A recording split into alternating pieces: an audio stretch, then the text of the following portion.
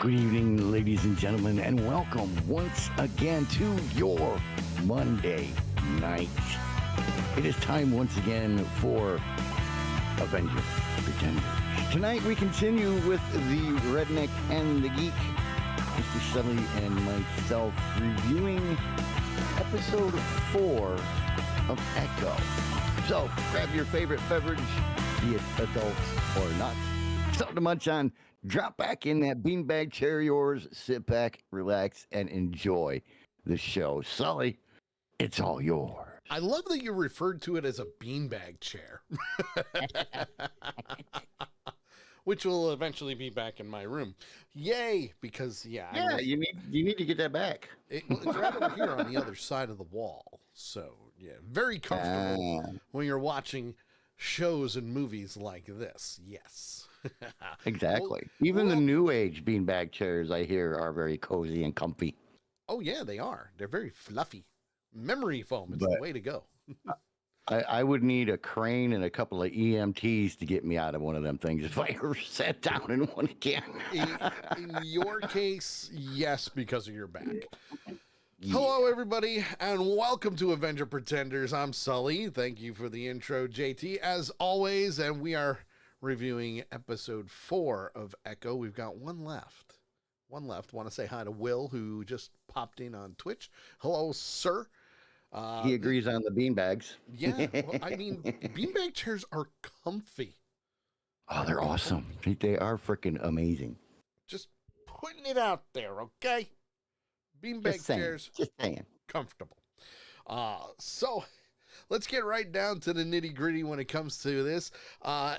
Echo episode 4, where we left off in episode 3 was Wilson Fisk has shown his face in Oklahoma. In Omaha. Will says it's sleepy time, only if you're in a beanbag chair, my friend.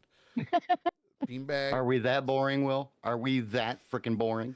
Beanbag chairs will put you to sleep in a heartbeat.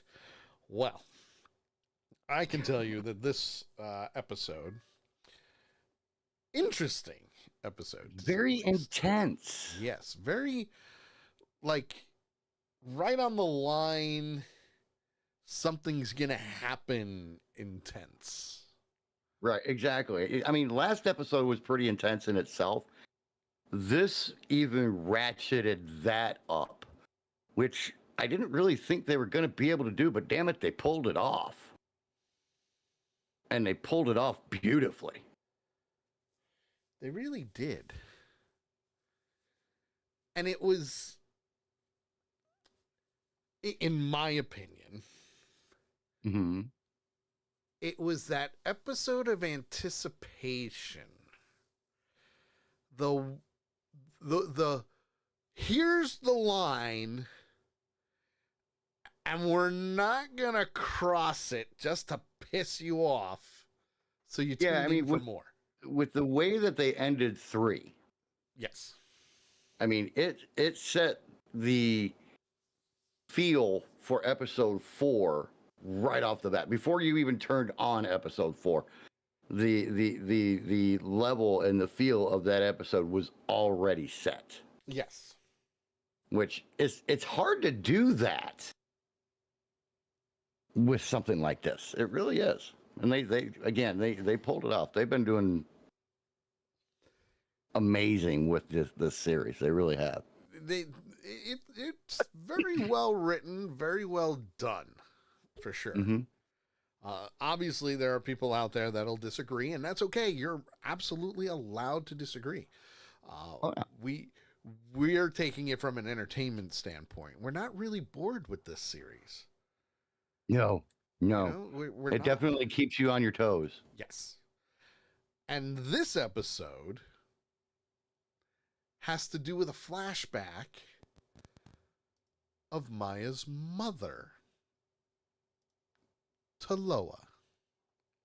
How she was born. Uh-huh. Because if you think about it, the powers skipped a generation. Mhm. Because Chula, who is Taloa's mother and Maya's grandmother, Talua didn't have those powers. No, she had the powers of a healer. Yes. Well, Taloa did. Yes. Taloa did. But Chula Yes. didn't have any powers whatsoever. She didn't have any. That we know of. She may have. It just never came out. To this point, they have never come out. We don't know what's going to happen in episode 5. True. You know, so I think she's got them. I think she's just never had to use them. Maybe. You Or know? maybe just wasn't in tune enough. Maybe. Good possibility. Not 100% sure. In the long But run. it's interesting. It's interesting how they get us to that Yes. story, though. Absolutely. And we start off with a flashback of 2008 in New York City. And there's a couple of different flashbacks here. The first flashback is where she's already in New York. Her father's working for Fisk, all that good stuff that's happening, if you want to call it good stuff happening. And Maya gets out of school and attempts to buy some ice cream from a street ice cream vendor. And real quick, want to say hi to our good friend and fellow cast member, Miss Nikaya, aka Lady that she is with us. And I would like to say hi to Kim, who has tuned in via Facebook and said, hey. That's my aunt. Hi, Aunt Kim. That's my Aunt Kim. Hi, Aunt Kim. Hello. If you haven't watched Echo, spoilers. Just putting it out there. Just letting you know ahead of time. It's there. It's out there, and yep, it's gonna happen. What? Oh yeah. Oh yeah, it's gonna happen. So Maya is attempting to buy ice cream from an ice cream street vendor right outside her school, and he turns her away, and not in a very good way, because obviously he doesn't understand that she is deaf. Right. He's telling her, use your words. I don't understand that. Use your words. Yeah, use your words. You know, he does a whole big thing. Like, here's this little kid just trying to buy ice cream and doesn't understand that that's what's going on. And right. I would say that is a very good representation of the way some people treat others, not just treating deaf people, but the way some people treat others in this world. They don't understand the background. They don't understand where they're coming from. It was a very good example. Yeah, and it was a really good example of how things were back then. Yes. You know, back in the early 80s, when, you know, people were just pricks. You know, I mean, it's the only way you could put it. You know, I mean, obviously, in this day and age, we've, you know, come a long way in the way that we treat people with, you know, disabilities and the differently abled and everything else. But back then, if you fit in that category, you were treated like crap. Yes. You know. And as a matter of fact, I just needed to look something up here. Uh-huh. Because if I remember correctly, the ice cream vendor was an actually known actor. Will says back when dyslexia was considered retardation. Yes. Which, is definitely true. It's definitely true. Back in those days it was, Yeah. Of course, that was back in the day when ADHD was a kid being a freaking kid. Oh. But we won't get into all of that. You mean us Gen Xers? But yes, that's a whole conversation for tomorrow, possibly. We got a full. Want to say I had a PT Salty just came in and said, "Good day, everybody." What's up, Salty? Or everyone. Good for you to be here. We've missed you. Yes. Yes. Nakaya is predicting the future because she says that the ice cream vendor got the quote unquote pudding pounded out of him. Yes. And the only reason that he did is because Fisk saw how he treated Maya.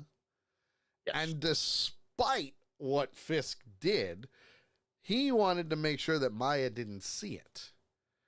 Got her in the car, told her to stay here, don't come out, right. Brought the guy into an alley and just beat the ever-living shit out of him. Yeah. I mean, he like Nakaya said, he pounded the pudding out of him. And what was really cool was he kept thinking about Maya because he told his driver, hey, bring me another suit jacket because I don't want Maya to see. I mean, if he would have been able to finish the statement, it would have been, blood all over my coat. Right, which she ended up seeing anyway. But as he's saying that, he turns and sees little Maya standing there. Oh boy. And Maya's reaction says it all. Well, says everything right there. At least her facial expressions. She looks at Fisk. Blood doesn't faze her at all. Nope. She walks over to Mr. Pudding Pop Vendor on the ground and kicks him twice. Oh yeah. And Fisk kind of looks down at her and goes, "Good for you." Stuff. Takes her hand and they walk away. Good for you. Lady Death is also apologizing because we didn't get that far. We were getting there. We were getting there. No worries, my friend. No worries. You added to the conversation. Yes, the pudding, the pudding pop, or the getting the pudding beat out of him was a nice analogy. Very good. I haven't heard that in a while. That one, and he got the snot beat out of him. Ah, the snot beat out of him. Yes. Yes, that was a good one too. That's how we handled business back in the 80s. Right. Didn't have to have a knife. Didn't have to have a gun. Didn't have to run him over with the car. You just beat the crap out of him. Or got the crap beat out of you. We hurt you and then your feelings afterward. Exactly. Because if we really didn't like you, we would not take you with us to go drink a beer. Yeah. Well, from there, though, we fast forward to the present day in Oklahoma, and there's Wilson Fisk and Maya. And she finally sees what he looks like after the fact. After the fact of, everything going down. Right. You guys are low volume on Twitch. Has anyone said? I'm... Sounds okay to me. Yeah, it sounds good. All of our levels have not changed. I can tell you that firsthand. Is your computer volume turned up, Salty? Yeah, I would curious.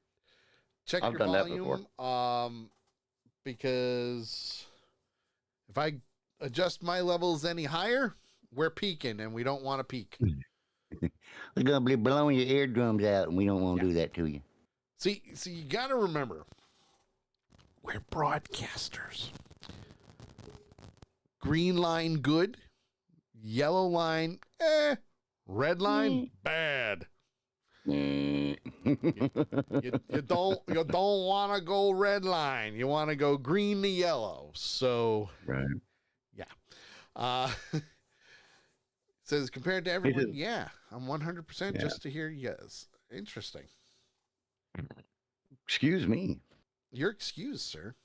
Where the heck did that come from? I mean, as a matter of fact, I can't adjust the volume any more than we are. I'm at 0.0, and we are doing very well with our levels. Yeah. Will nailed it. Feedback hurts. Certainly does. Certainly does. Yes, it does. Don't know why, but it does. Ain't that the damn truth? Plus, you don't want to pop your peas. You don't want to pop your peas and go, "Ah!" That's bad. Yeah, you don't want to sound like you're firing a 45 every time you say peanut butter or something like that. Yeah. Peanut butter jelly time, peanut butter jelly Oh God. time. Okay. Stop. Where you at? That's tomorrow. That's tomorrow.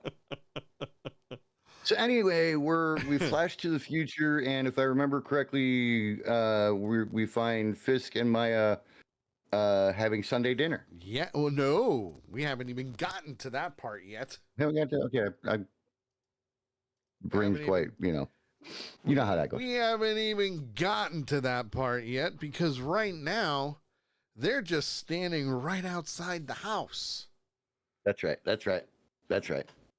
The stare off, because this is the first time Maya's seen him since she shot him in the head or the eye, if you really want to,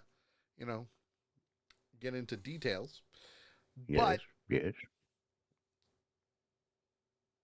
If you think about it, it's the perfect scene to have a tumbleweed go right across the screen there.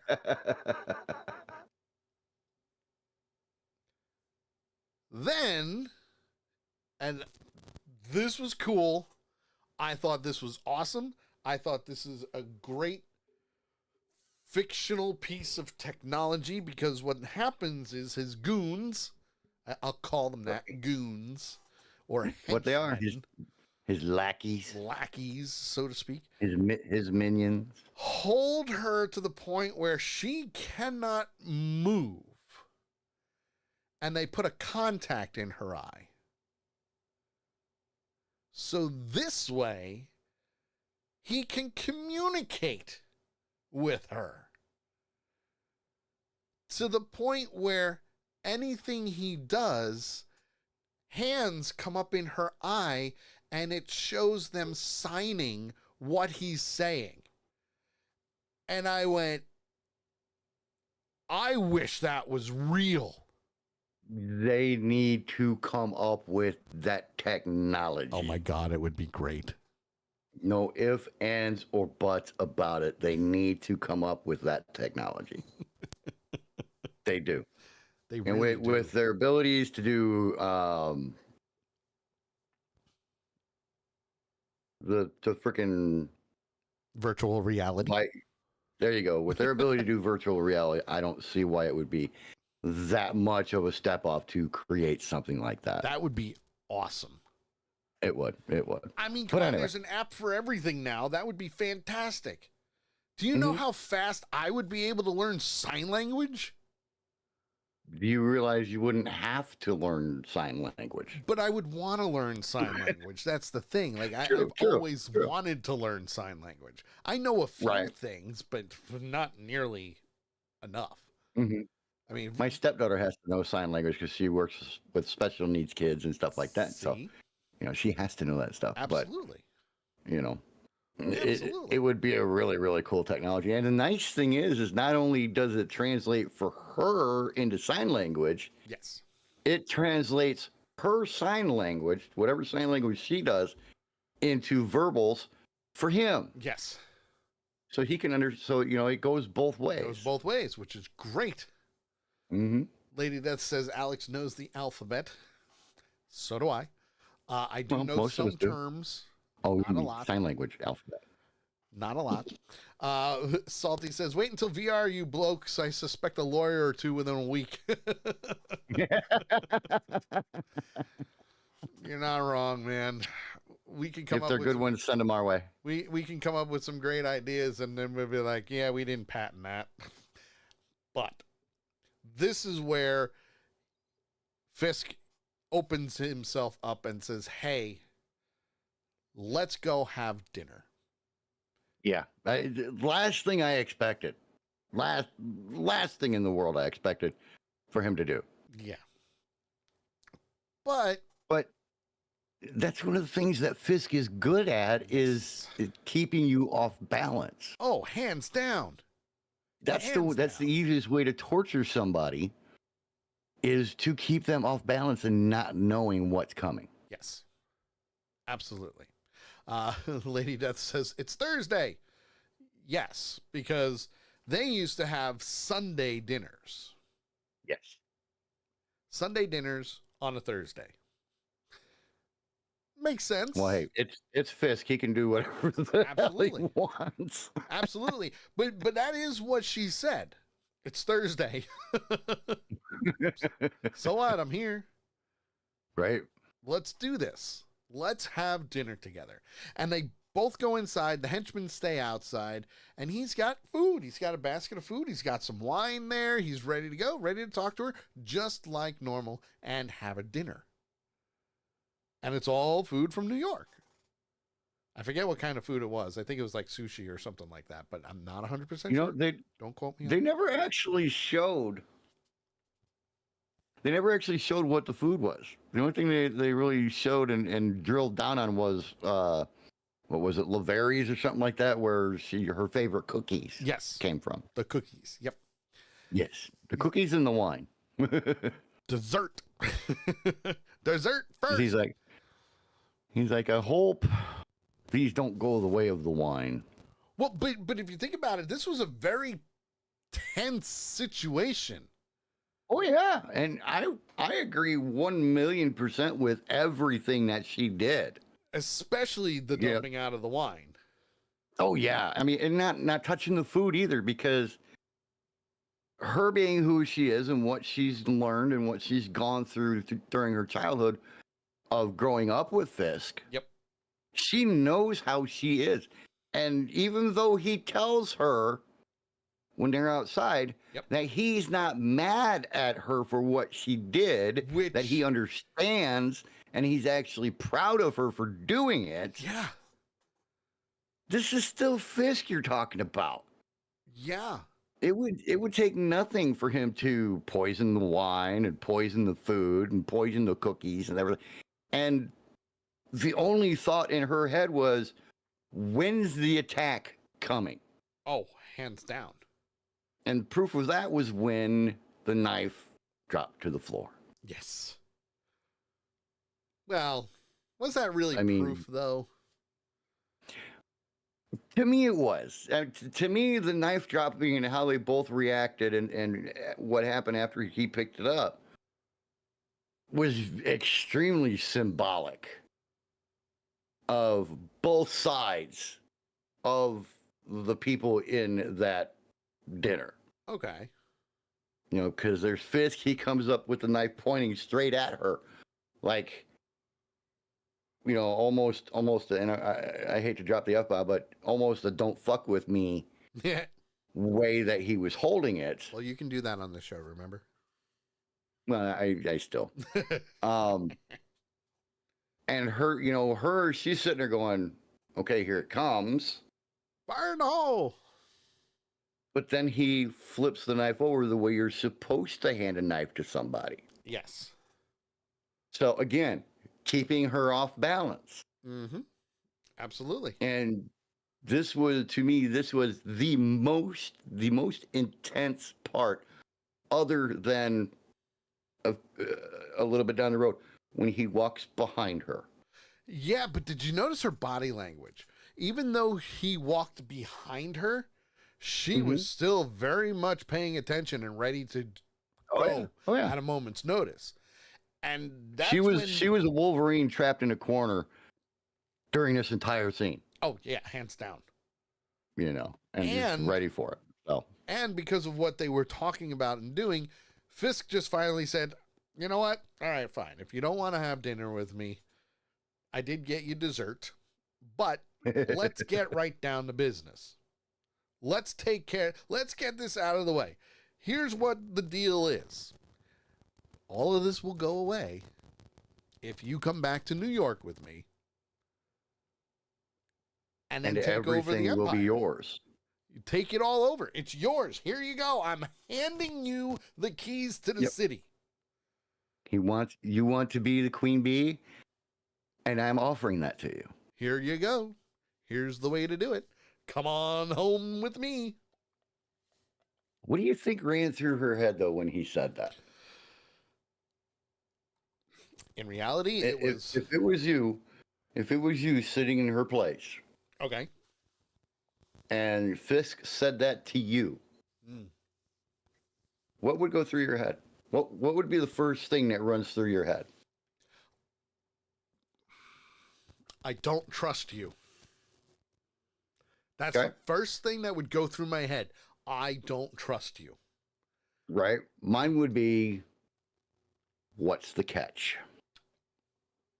That's a good one. What's the catch? I like that one. What's that thing that you're not telling me? Because nobody is going to hand somebody something this big, This and lucrative. this valuable, Yeah. without there being a catch or loophole or something Yeah, I think you're right. coming back and bite me at the end. Yeah. Nakia says first thing through her head would be that this is a plot to actually kill me. Agreed. Exactly. Agreed. Salty says the keys to the castle. And it's a big ass castle, man. Well, yeah, I mean, it's the whole in Wilson Fisk's case, it's the whole underworld of New York. He's the kingpin of crime. So it's going to add up. Okay, I'll take all right. Keys to the city, I'll be the queen. Sure, why not? Yeah. And What? eventually he says, you don't have to make up your mind right now. It's true. He did say think about it. Think about it. I'm leaving back to New York City on Saturday. I hope you come with me. I hope you're there. I hope you come with me. And not for nothing, I've said this many times before. Vincent D'Onofrio's depiction of the Kingpin is fucking gold. Oh, he is dead on with it. They just like they perked.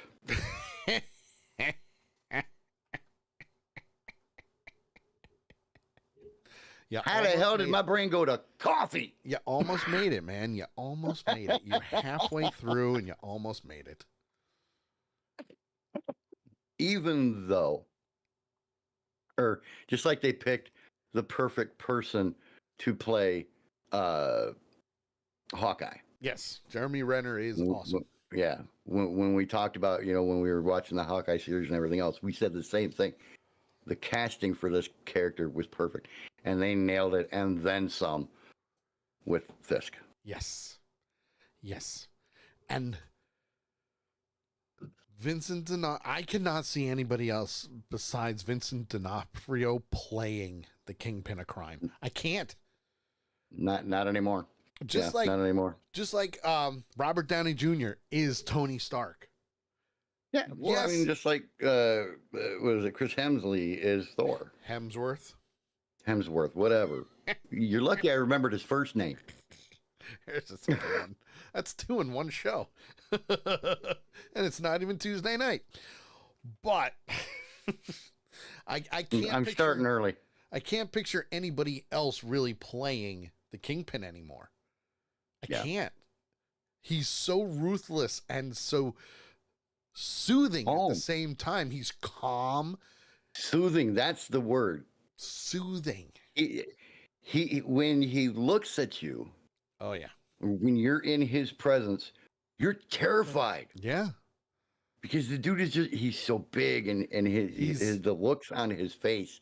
He doesn't even have to look at you and you're like, Methodical. But yet at the same time, his voice is very calming. Yeah. Lady Death just said methodical. Very good choice of words with Vincent D'Onofrio's Kingpin. Very good choice. Methodical. Yeah, I thought she put Methodist in there, but not yet. Not yet. Well, after the dinner, the one thing that that Maya does is she waits for Fisk to leave and goes to talk to Henry, her good old Uncle Henry, to discuss what Fisk offered. want to say hi to Western Echo. He just so happened to come in at the right time. And he says, clearly you all forgot Michael Clark Duncan in the cinematic masterpiece that was Daredevil, the movie. I mean, hi. So, okay, just to touch up on that, Michael Clark Duncan did play a great Wilson Fisk / Kingpin of Crime. However, it was more for the muscle-bound version of things when it came to his character. But I see when I think of the Fisk and Daredevil and this one. Yeah. This one to me is more representative of what the Kingpin was in the comics that I remember. Yes. And don't get me wrong. Daredevil, when Daredevil first came out, decent, not good, decent. Right. The director's cut of the film is 10 times better than what the theatrical version was. Yeah. Echo says he was being facetious. Were you though? Were you? Yeah, I think part of him was, but part of him wasn't. But I do agree with Western Echo. He did say that Michael Clark Duncan did the best he could, but he wasn't the right cast for the character. Absolutely. Yeah. Absolutely. Yeah, and like I said, I didn't read a lot of comics as a kid or while I was in the service even, but the ones that I did read that had Kingpin in it, the Kingpin represented in Echo to me is dead on. Yes. To what you saw in the comics. Oh, yeah. You know, it's great pick. Very threatening by just walking into a room. Mm-hmm. Very threatening. So while Maya's talking to her Uncle Henry about the offer and what she should do, she starts seeing the visions again. The visions of the past. Only this time she's seeing the vision of her grandmother, Chula, running through the forest pregnant with her mother. This was really weird. And we have to kind of backtrack just a hair on this because Chula comes into the festival that they're going to have. I can't think of the name of it. The Choctaw Powwow. The powwow. There you go. Powwow. She comes into the powwow where they're setting everything up, and she's supposed to be giving a light bulb to the, smart ass little bitch from the meeting in the house. And she starts getting flashbacks. At the same exact time. Yeah, and then they flash to Maya, and Maya gets hit by the flashbacks. But here's the thing. It kind of reminded me of a reaction that should have happened. Like, do you remember in Wayne's World when Garth would be fantasizing about the girl of his dreams and then would get hit and go flying? That's all I pictured. I'm like, will Marvel take it that far? No. Right. No, they won't. But here's the weird thing. This is what was the weird thing to me in this episode. You'd think it would be the flashbacks and that kind of stuff because they are kind of strange. But what was weird to me and what really stuck out about these flashbacks is, especially with Maya, is the way she physically reacted. Oh, yeah. To getting hit by these visions. Because think about it.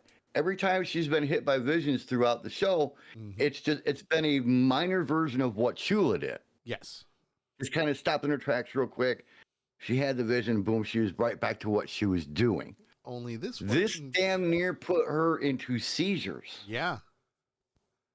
And she was thinking it was real. What she was seeing was so realistic. Yeah. Echo says Dreamweaver. Yeah, exactly. I mean, just the power of these visions. Yes. Oh, yeah. That was what really hit me about this. And if you'll remember, last week, yes, I mentioned the fact that there's going to be a confrontation. Eventually, yeah. We already knew we were going to have the confrontation between her and Fisk because, hello, they ended the scene with her and Fisk. Yes. But there was still going to be the confrontation between Maya and Chula. And how was it going to happen? Was it going to be, kind of a face-to-face brawl kind of thing? Or was it going to be, calm and, let's talk, let's see if we work this out, blah, blah, blah.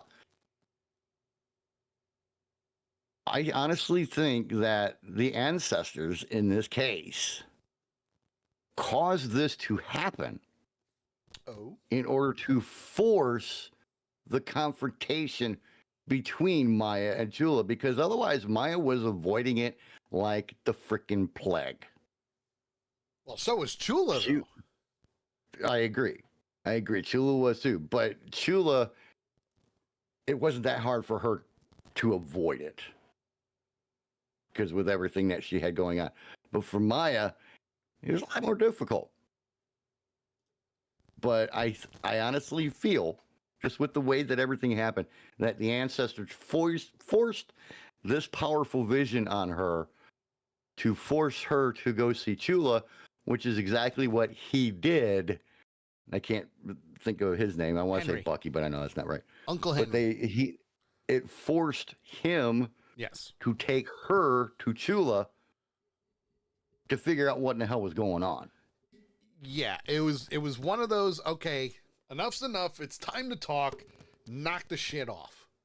Yeah, the ancestors finally said, okay, you two little shitheads. Stop You're not going to do it voluntarily. We're going to make you. Yeah. So you don't want to piss off the ancestors. So that's what happens. He brings Maya to Chula, and they have a chat. A very interesting conversation. Very interesting indeed, because that's when, even though it was that awkward reunion, haven't seen you in like 20 years. You want a soda? I've got something, want something to drink? I got pop, we got milk, we got water. Want some coffee? But I like what Maya did. She says, look, let's dispel with the bullshit and stop acting like everything's okay. We know it's not okay, damn it. Yeah. And Chula's like, okay, sit. Let's talk. Let's get right down to the nitty gritty. No nonsense bullshit here. Right. And that's one of the things that I like about Maya, though, is she's very direct. She's very to the point. You kind of have to, though. Especially with Chula. You have to be that way. Because if she was never that with way. Her, Go ahead. I was going to say, it's just the way she has to be in these circumstances. You can't afford to pussyfoot around on stuff. Right. Well, especially with the way Chula's been. Yeah. Because in reality, Chula's the one that said, hey, F you. Mm-hmm. Bye.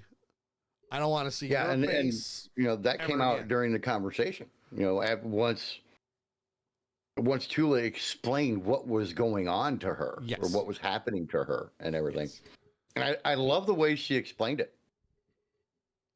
Because not only is she using sign language while she's doing it, she's also using Indian signage. Yes. With the ancestors and all that. Beautiful, beautiful scene. It was very, very good storytelling. Yes. From the Native American point of view. Mm-hmm. Because even they had their own hand gestures and symbols for things. And that translates to American Sign Language as well. Yeah, so, that was kind of the beginning of American Sign Language. Yeah.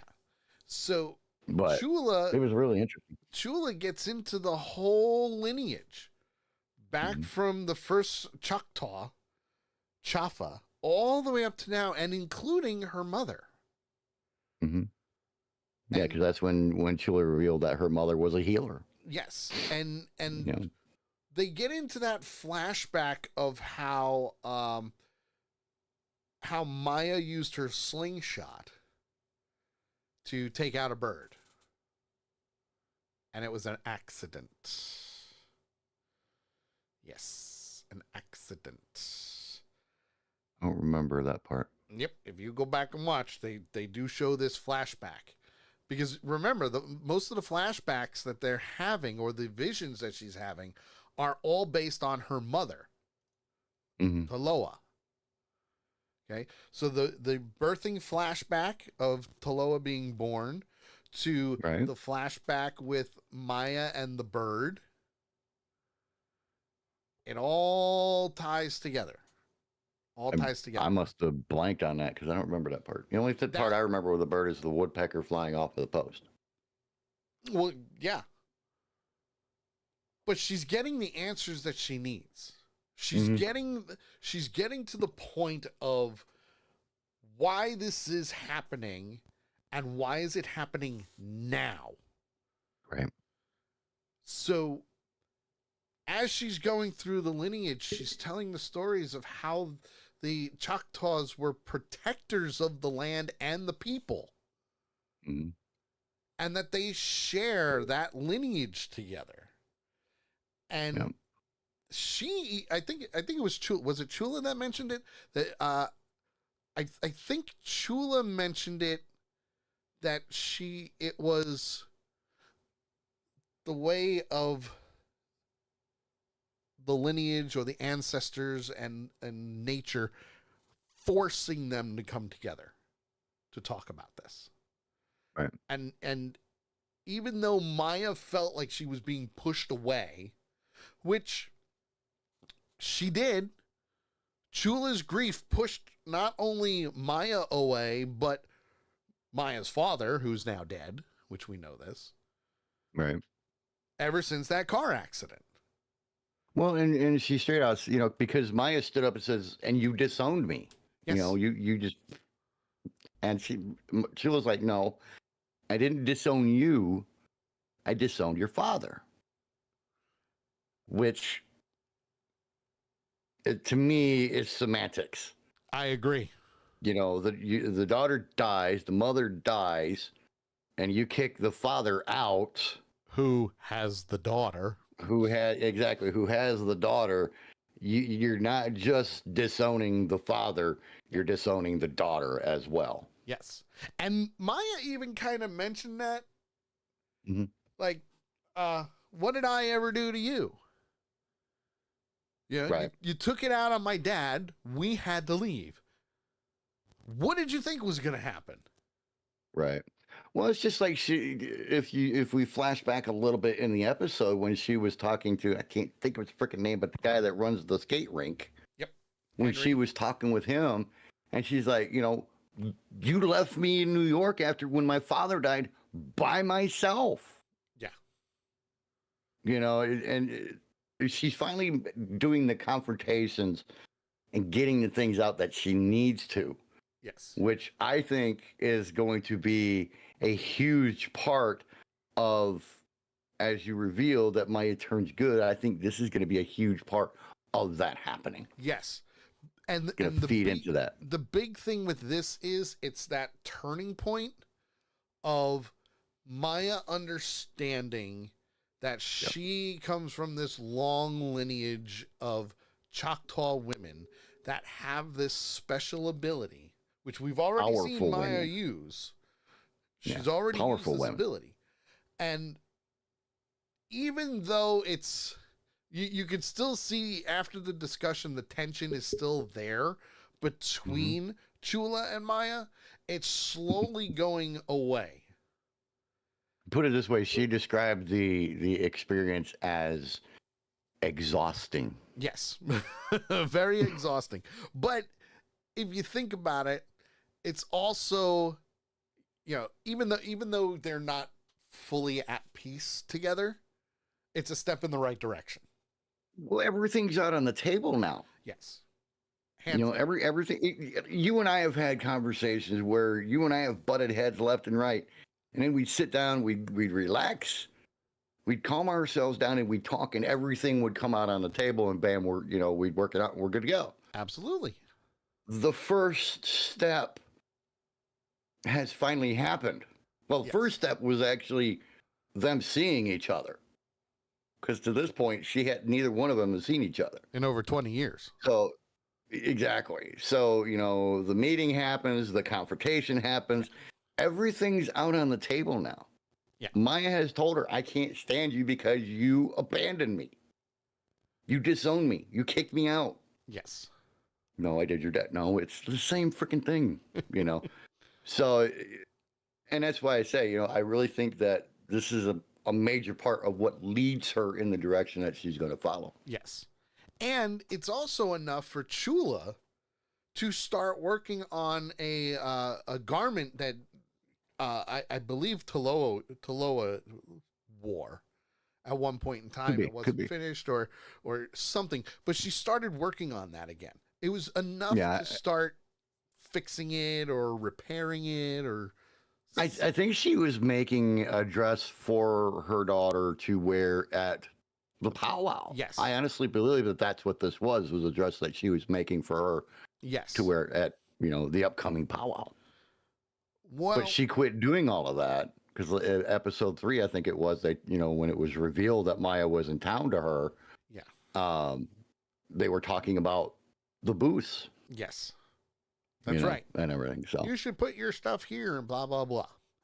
Yeah, this is the prime spot. This is where I'm always at. Well, you won't. Yeah, that's right. You close your shop down because, and Maya's in town, so you're probably busy with. Yeah. So, and that's one of the things I really like is the way they're tying the previous episodes. Well, yeah, into the current episode, and they're making those referrals back and everything. Well, and you also have to remember this is only in a matter of days. Mm-hmm. It's not here's a week or there's a week. It's a matter of days that this is happening. And I'd say each episode is about a day. Yeah, give or take, maybe half day. Yeah, like maybe 2 days, but in all honesty, it's a day. Yeah, each day. It's 24 hours. So a lot happens in a week. If you think about it, a lot's happening in a week. Well, from here, Maya leaves. I wouldn't say she storms off, hey, I'm pissed. She does leave very abruptly. She slams the screen door. Yeah. She's still very frustrated with Chula. She's doing what she needs to do, but she got to talk to her. Mm-hmm. Well, this is where we're getting toward the end of the episode where she is now in Wilson Fisk's hotel room to talk about his offer. And she declines it. She declines it. I don't think there was going to be much talking going on in her mind when she went in there. No, because she's holding him at gunpoint. Which clearly he's afraid of. He's afraid of a butterfly. Right. I mean, come on. But all he can really express was how disappointed he was at her. But we also see him revealing the truth about what happened to his father. Now, for those that have not watched the Daredevil series on Netflix, this was touched upon in, I don't want to say in great detail, but it was detailed in there. He reveals to her that he is the reason that his father is dead, because his father used to abuse his mother and him. And he felt that the only way to be free of him was to kill him. And he tied that into what she did to him. Yes. He's like, absolutely. I understand why you did what you did. You need to be free. Yep. You need to be free. And the only way that you can be free is to remove your oppressor. Yes. In his case, it was his father. Yes. In her case, it's a bullet to the head. And he was, do it. Take Yeah. me out. Shoot. Well, he gave her the hammer. Yep. Here's the He, hammer. he kept the hammer that he used when he killed his father. He carried it with him everywhere he went Yep. as a reminder, Yep. which I thought was cool, but at the same time, kind of A bummer. ew. Well, you got to remember, for him, it's a symbol of freeing himself. So, yeah, he's going to keep it because he murdered somebody with it. You're not just going to leave that was it a at the very scene of interesting part. crime, you know? So, from there, she leaves before doing anything. She doesn't kill him. She doesn't attack him. She leaves. Not only does she leave, but we see her leaving the town. And Fisk is pissed. Pissed. There was one thing that Fisk said to her before she left. Yep. I'm leaving in the morning. I hope you're there. I hope you're there. Hope you can turn this around. So even though she walked into the hotel room with a 45 at the ready, Yep, and held it to him through what 90% of this meeting, he still says, "Hey, Queen Bee is still open." yep. Here you go. So, and I think when she took off riding out of town, that she needed to think. Yeah. So that was their symbolization of her thinking. Yes. Trying to decide what she's going to do. And at this point, we also kind of get a, I don't know. Would you really consider this like a mid-credits scene? I don't think because it really was kind of part of the ending. Yeah. Because I would agree. Because he set up Tails to follow Maya.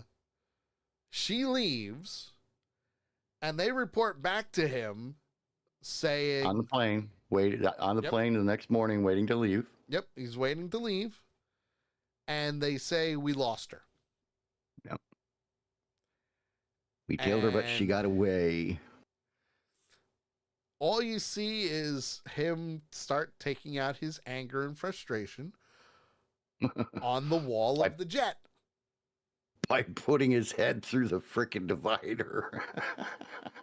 He broke it. The one thing I didn't understand on that was why he took the bandage off first. Because he was angry. That's why. I mean, you didn't can need be the angry and patch not take a anymore. band-aid off. He didn't need the patch anymore because he was angry. That's why. But then we cut the black. It's done and over with. He as I like go ahead, you read that. Western Echo says he remembered his mother's advice. Use your head. Yeah. Oh, use my head. Okay. Very effectively. Effectively. So yeah, it was definitely a very unique episode. Like I said, the tension level and thinking that there's no way that they could really ratchet it up from where it was in episode 3. yeah. They definitely managed to double the tension level, from the beginning, and they held it there. There was no feel-good moment. No. In this episode at all. But it was at all. It was. I think it was very well paced. Oh yeah. Oh, definitely. Definitely well paced. Very well paced. Very well thought out. The order that everything happened was dead on. Their storytelling in Echo has been amazing from the word go. Yes. From the get-go, their storytelling has been dead on. I like the fact that the confrontations have finally happened. The confrontation between her and Fisk. Yeah. Where Fisk says, look, I understand why you did what you did, and I'm not mad at you. Yes. And then, we had the confrontation between her and Chula. where, everything was finally put out on the table Yeah. and everything, and even the confrontation, semi-confrontation with the guy at the skate rink, because, she's like, he offered me Queen Bee, and he's like, well, hopefully you're not stupid enough to take it. She's like, why? Because I can't handle it? And he says, no, Henry. that's exactly why, because you can handle it. His name is Henry. It's Uncle Henry. I can't, it's just not sticking, man. Henry. I call him roller rink guy, but it was a great episode. There weren't a lot of big things that happened that jumped out. This episode, other than the confrontation with Fisk at the beginning with the technology and everything, that was cool. This felt like real life. Yeah. Which I really liked. That's what I really, really liked about this episode. For me, this episode is 4 3/4. 4 3/4. Very nice. 4 3/4. Very Great nice. episode. I love the way it felt. I love the way it was paced. I love the storyline. Yeah. The whole 9 yards. So. I do know what Lady Death's is. She told me what it was. Yes. And yes. She told me it was, for her, it was a 5. And she just said it She right. described it as engaging but not overpowering. Yes, very well. Good, very good description, as well as a very steady pace. Mm-hmm. And even Western Echo agrees that each episodes 1 through 5 were very well told. Yep. Again, I can't disagree with that, which is why. Wait, Echo said something complimentary I knew you were going to say about that. these shows. Mark it on the calendar. Mark it down. We were all sitting down when we heard it and saw it and read it and out loud. It was wonderful. Right. It's crazy. It was unbelievable, man. It was very well. It's been very well told. And yes. I'm still going to stick to my guns. Vincent D'Onofrio is freaking amazing as the Kingpin. He is. Agreed. He's amazing. Lady Death says they hope they do a part 2. I don't know if that's in the works, but it would be nice. If I remember correctly, I think that I think they were going to bring her into the Young Avengers. I think. Not 100% sure. Either way, it would be cool to have a part 2 or a second season of this. It would. Western Echo also says, correction, 1 through 4. We're well told. Yes. We'll get into 5 next week. But for me, I am going to also say that this week's episode for me was actually a 5. Really? Yeah. Wow. Very well told, very well paced. We've already mentioned it. And Vincent D'Onofrio is sadistic as the Kingpin. For me, it was a great episode, but there wasn't that oh fuck moment or that holy shit moment. You didn't need one in this. That one thing that really would push it up for me. You know what I mean? Yeah. But you didn't really need one for this episode. Right. Because you're getting to the point where we're at the top of the hill, because the last episode everything's downhill from there. So you've got that anticipation of, wait, she said no, okay, she left town. What's gonna happen next? Yeah, I won't say that I didn't think about a 5. Yeah. But me and my 5 ranking. I do. It's very tough. It's extremely hard to. What the hell do you want? I want to get pet. That damn cat of yours. I'm telling you, man, she drives me nuts, but I love her. But it wouldn't have been very hard to push me up to a 5 on this episode. Okay. No, listen, if you had that oh shit moment, yeah, it probably would have. Yeah, it would have. If there would have been an oh shit moment in there, if she would have pulled the trigger in the hotel room, honestly, if she would have pulled the trigger in the hotel room, that would have made it a 5. I think it would have changed things also, Western Echo says, here's an odd observation for you. Vincent D'Onofrio carries that prosthetic weight really well. What I mean is, it doesn't look like a guy in a fat suit. Yes, it does not look. He does, and it's funny. He looks natural. He looks natural. I'm so glad he brought this up because when Christy was watching it with me, now mind you, she really hasn't been that big into Phase 4 and Phase 5 for the MCU right now, but even with Echo, she's loving Vincent D'Onofrio, and she's like, he's not that big, is he? I'm like, no, he's not. No. He's wearing a fat suit, and he does not look like Eddie Murphy wearing a fat suit in The Nutty Professor. And it's not. I don't know if you would really consider it a fat suit, though.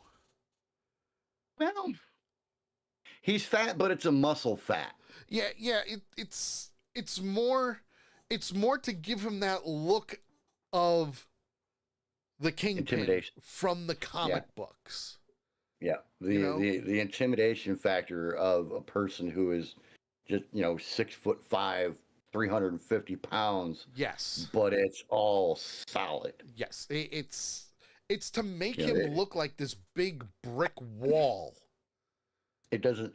If you were to smack him in the belly, it would not do the Homer wiggle. It'll hurt you. It'll hurt you a lot. Yes, you'd probably break your hand smacking him in the stomach anyway. Yeah. Well, I mean, just look what happened in Hawkeye. Look what happened in Hawkeye. Look at the Netflix Daredevil series. When he was fighting Daredevil. Yeah, But the fact is, he does it very well. He's got the motions. He's sadistic, methodical, as Lady Death said. He is a mob boss.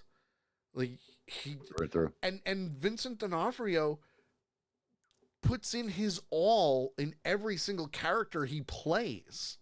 So, and you can tell. Oh yeah, hands down.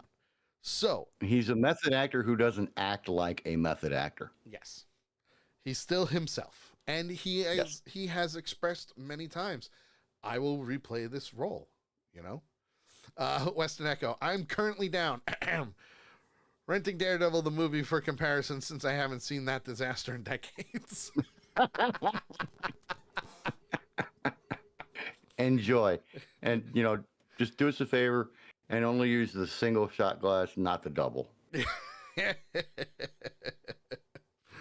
Well, my friends, that is this week's episode of Avenger Pretenders, where we went over episode 4 of Echo. Next Monday will be the season finale of Echo, episode 5, also Avenger Pretenders, because depending on how fast JT and K can watch The Bad Batch, we will be bringing back 2 Ewoks in the Park and talking about season 3 of The Bad Batch, but we will also do a recap episode first to bring you up to speed for season 3. Now, mind you, yes, 3 episodes already came out. They are available.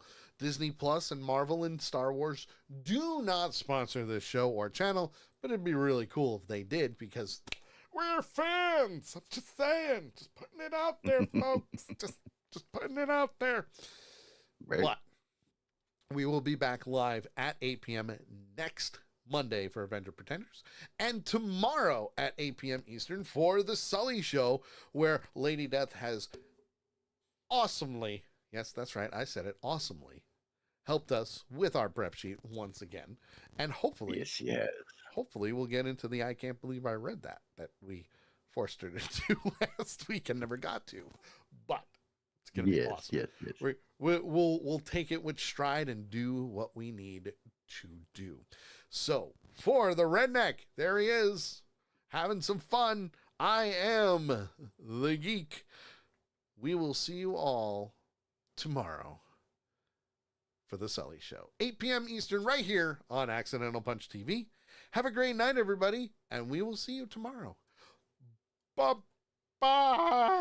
Bye-bye. Hasta la vista, baby. Woo-hoo.